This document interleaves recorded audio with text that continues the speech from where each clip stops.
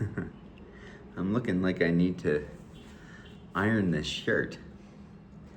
Hey everybody. So I wanted to make a video again. This time sort of on what is I really don't like the title of these, of like telling myself 10 years ago some advice, right? Because 10 years ago you wouldn't know how to apply the wisdom that you've gained. But anyways, it's a good colloquial starting point for these type of discussions. So looking back on my life, I am 32 now, and if I had to tell my younger self like important pieces of advice, what would they be, right?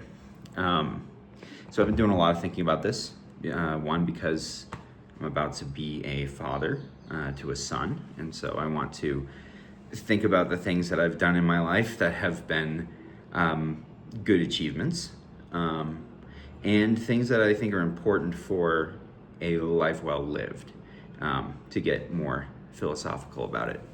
So I think, just off the top of my head, the first thing would be to question your thesis. So I was fortunate growing up to go to a pretty good four-year university, and there I learned a lot of critical thinking skills that have been the foundation on which I've built most of my life. But one of the things that I have struggled with is thesis creep.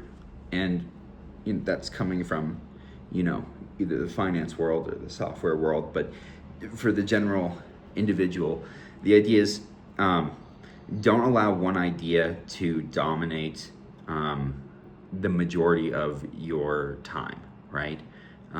Time is pretty much the finite resource that we are given in this life, and what we do with each moment pretty much defines who we're going to be, let's say, a year from now, right? So each day from now until 1 year from now is where you'll be, how you use that time. I don't know what the hell I'm saying, but you get the idea. It's a resource and it's linear. So thesis creep is when you have one thing in your head and it's decided at one point in time, and then you use a lot of cognitive biases or justifications or rationalization to avoid diversion from your original idea. So to give you an example, if you have the belief of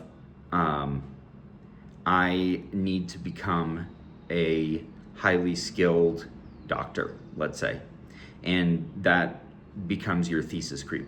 And maybe that core belief came from your parents telling you that you should be a doctor because it's a well-respected job and it pays well.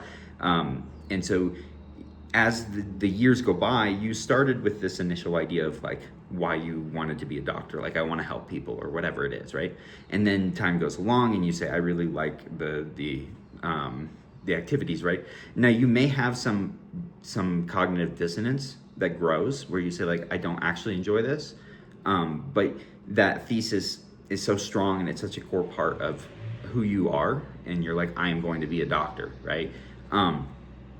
Looking back on my earlier years, I would say it's okay to question that thesis. Why is that true? Because you can end up at the goalpost, and then from 10,000 feet look down and say, this is not what I wanted, right? I have some personal experience with that.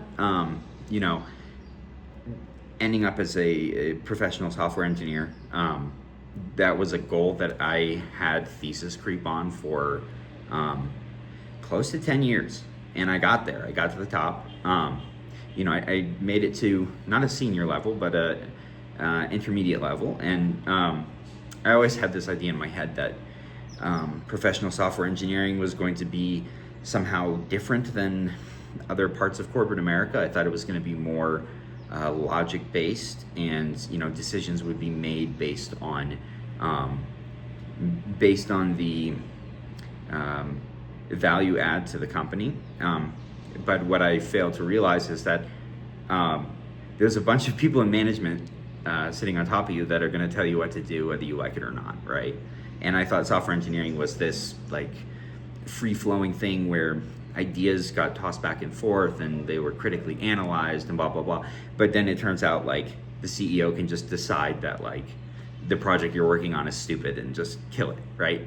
And so it's not that you end up with regret with thesis creep, it's that you can feel a sense that you didn't quite think about all of the things that the disadvantages that were gonna come along with reaching your goal, right? And I'm sure there's probably people out there that can relate to this. If that's the classic one, doctor, lawyer, you get there and you realize you hate the work, right? So question your thesis, think about what you really want to do, and don't be afraid to pivot. If the time comes when you say, I don't want to do this anymore, hard pivot, because you only have this life. And so sticking around, comfort is can be more damaging than staying around. Second thing is identifying and defining your core values. So I failed to do this and it has been a drag on my adult life. Not deciding early like what fundamentally you think is important. I'm talking about things like emotional intimacy and communication and relationships. It needs to be a top priority, this kind of thing. I grew up in the United States, and so and my parents were also very much in like the yuppie sort of era, where financial success above all else was valued more highly than interpersonal skills or community building or relationship interactions and this sort of thing. Like, don't be Machiavellian, right? I spent a large part of my working adult life doing whatever to achieve financial success. And I'm not financially independent yet, but getting near to it. And I can tell you firsthand that reaching that goal does not provide a life well lived. It provides us. It doesn't even provide a sense of security, because once you get there, you're afraid of losing it all. So yeah, I think really identifying what is important in your life and setting the habits to make that the priority, and then filling in the rest of your life around that is much better than having this core belief of like, if I do this, then I can figure the other stuff out. You gotta invert, right? I think inversion's a really good mental technique for this kind of thing. So being like, I want to be healthy, right? That's, if I had approached that and been healthy throughout my adult life, I wouldn't be in a situation now where I'm 215 pounds and I have 50 pounds to lose, and yeah, my bank account looks good, but I'm not doing great with my blood pressure and all that, so and now I'm taking the time to like really focus on that and make it a priority. But if you don't have those building blocks in place to begin with, you're kind of you're gonna have to do some catch up later. The third thing would be, I think, don't self-punish. So self-punishment comes from, I don't know, I'm not a psychologist. I think, I think it comes from external pressures from society that you need to be this or that and be at this milestone or whatever it is, right? Everything will come in its time.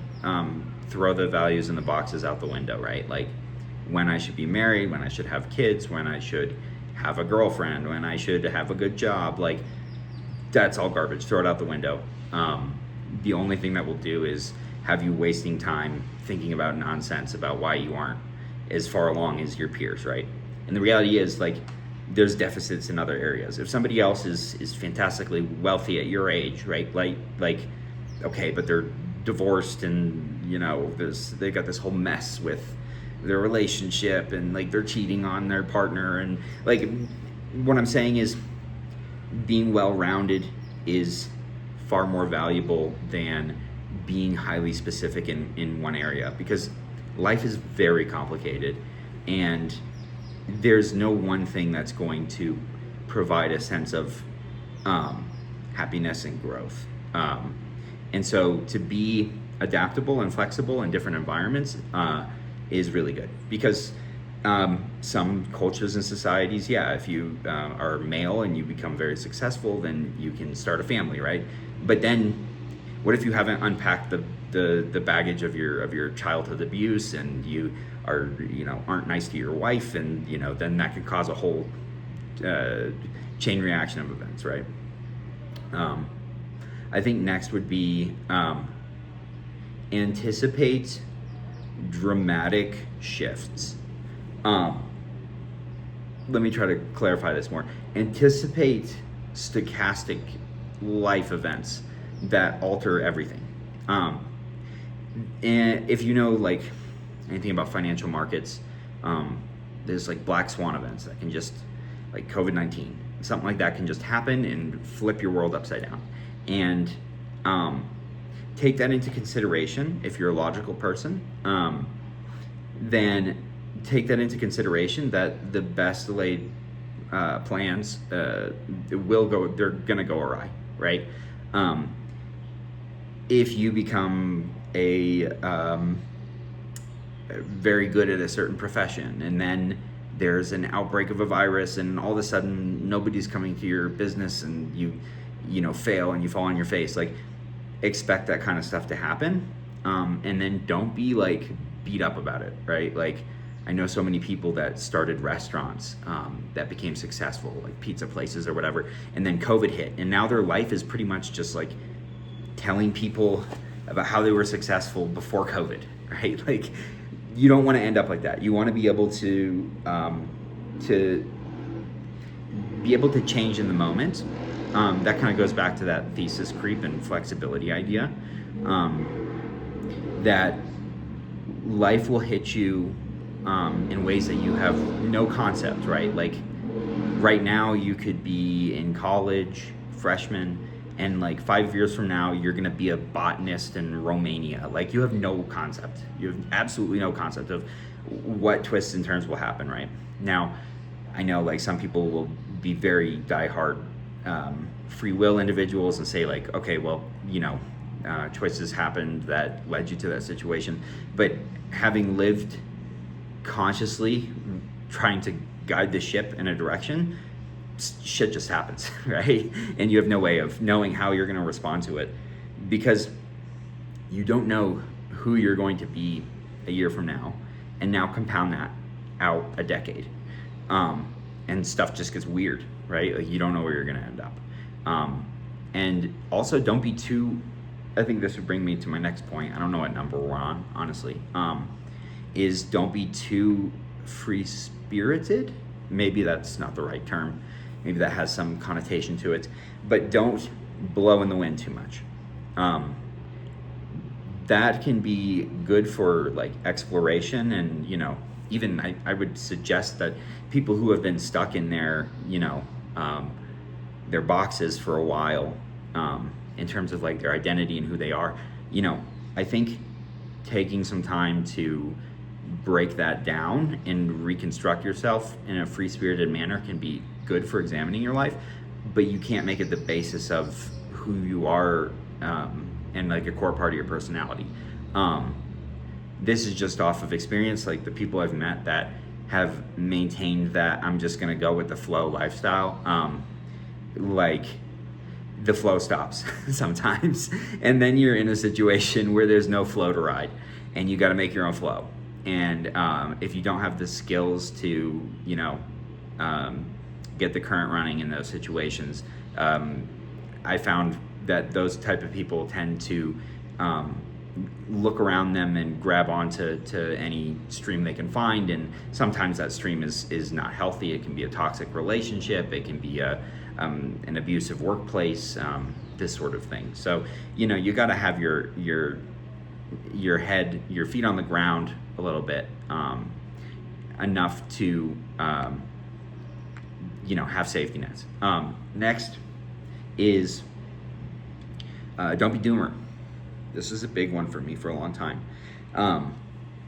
Is getting into a mental headspace where you believe that progress is not possible. I've been there many times, may get there again, right? But always having a clear idea of how to pull yourself out of a depression, mental illness kind of a state is a very valuable skill to have. And being able to do it without psychiatry and medicine, especially. That is a skill. It's like riding a bike. Once you do it once, you remember how to get yourself out of there. And hard shit's gonna happen, right? Like people are gonna die, or you're gonna lose relationships, and you're going to end up in very difficult life circumstances, and like believing that there's no way forward is the reason you stay stuck, right? I don't know if that makes sense, but you just have to let the light inside enough to get back up. Not to say that those situations can't require external help from the community, but do yourself a favor and put yourself out into the community and tell them that you need help, right? I know a lot of friends my age that have very, very complicated lives, very difficult lives financially, interpersonally, with their work and everything. And it's just so damn complicated that they need external help. And I know some that are too headstrong to recognize that they need help. And then second, even the ones that do know they need help, it's too much of an ego blow to say like, hey, my life's so fucking complicated, I need help. But if you demonstrate that to somebody and you show that you're not crazy, the help will come. Because people want to, get the people in their community in a good spot. Next is remaining teachable and experimentation, I would say. I think a lot of people live a life of very high security, right?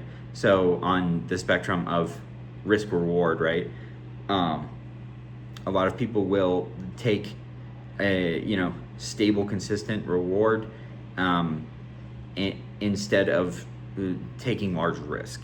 And I think that is a recipe for fermentation of burnout and stagnation. And also, you're just not like, that's the spice of life, is like shaking stuff up, like if you're a person that says like, I don't want to get married, I don't want to have kids, like do it, because it'll just change you as a person. Or if you're at a job and you've been working in the same place for 10 years, right? And you're like, well, I can't quit because then I'm going to end up in a situation where like I don't have the financial resources to try something else. Like, I can't tell you how many people I know that are like working at a sandwich place or like working at something that will not get them to where they want to be. But they feel the need to do it out of necessity. And a lot of the times, it's just about lowering your standard of living. Like if you work at Subway and you want to learn software engineering or something like this, just quit the job, And like, you'll be surprised. I've been homeless. I've been in homeless shelters, and there were people there with MacBooks. Like, life doesn't have to be these narratives of like what financial success looks like or what personal paths look like. If you got to move it back in with your parents and spend a year studying something and show them that that's going to lead somewhere, do it, right? Now, I know, of course, there's people that are in tremendously difficult situations, but as I said before, like the community generally helps out. Like we want to help each other. So if you want to take the risk and put yourself in a situation that may be initially difficult but lead to more, asymmetric upside on the other side of it, go for it. I would say that being stagnant and not trying new things, it can make, you'll lose decades. You'll look back and you'll say, wow, I don't remember a single bit of that. I was just a soulless company and all I have is savings from it, but I didn't grow personally. Next is social connection. I think maybe I struggle with this one personally, and you guys don't, but I don't know. The importance of the social connection, I cannot understate. Sometimes what you do with your day is far less important than who you spend the day with. We are confined to our own mental experiences and the internal movie scripts that come with that, and the our sense of self and being and all of that. You can unwind that and intertwine with other individuals and have a entirely new perspective. So having that social novelty, I think, is very important, especially in this era that we're in of digital interaction and this sort of thing. The very fundamental human connection of just having conversations about life and that sort of thing is very important. So this is getting kind of long, but I'll leave last one, is break the script of cultural norms. I think that being beholden to what society or your culture or your country considers normal, it has been very valuable in my life to push that envelope, and that can get you much closer connections and opportunities in life than if you follow the script, right? What do I mean by the script? So sort of the social rules, if you're talking to someone and they say hey, my father died or something like this, the unconscious script is to just say oh my gosh, I'm so sorry, that must have been really hard, right? But sometimes it's gonna feel offensive or taboo or rude. But if you just say wow, that's really terrible, I have no idea what that's like, can you tell me about it? And maybe they say no, I don't want to talk about it, right?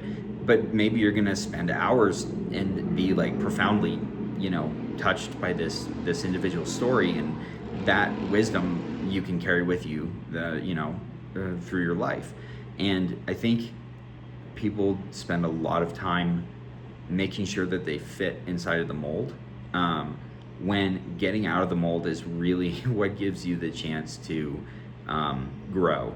I maybe there's some evolutionary benefit at some point of not being socially ostracized. That was very important for when in Rome, do as the Romans. But I think we've reached a point in society where we've sort of transcended that, but our biology or our biopsychology, I don't know, has not transcended it. So we still have these very rigid ideas of what's acceptable, right? So if, for example, in one country, if two people are shouting at each other outside of their cars, that's considered really bad, oh man, something horrible must have happened, right? But you go to another country and people are doing that every day, right? Those kinds of cultural rules, play with them, meet people from other cultures, break the rules, conform to the rules too much, just play around with your personality and how you do things, and just step out of who you think you are, right? I think with that point, what I'm trying to make is if you're not a marathon runner and you see a marathon runner, you're wow, that guy's awesome. Like, I can't believe he like did whatever he did to do that, right? But then you think like, I'm not a marathon runner, right? But those defining statements of I am or I am not, like, just throw it out the window and be like, I'm gonna run a marathon, and like figure out what that process looks like. And those people that you see that are accomplishing really awesome things, they're just doing it. They have no idea what they're doing either, right? I think that getting some level of success in what I did, I had people look up to me. I have people look up to me and think like, wow, he's doing a really good job. And I'm like, dude, I have no idea what I'm doing. And I think that's probably the best. I hope it's not the surgeons, right? But like, in a lot of cases, like the people that are in high places, they got there by accident or by risk taking, and they're just figuring it out as they go along. So you can do that too. So think critically and try new things. Okay, total ramble video, but felt like I was gonna share it.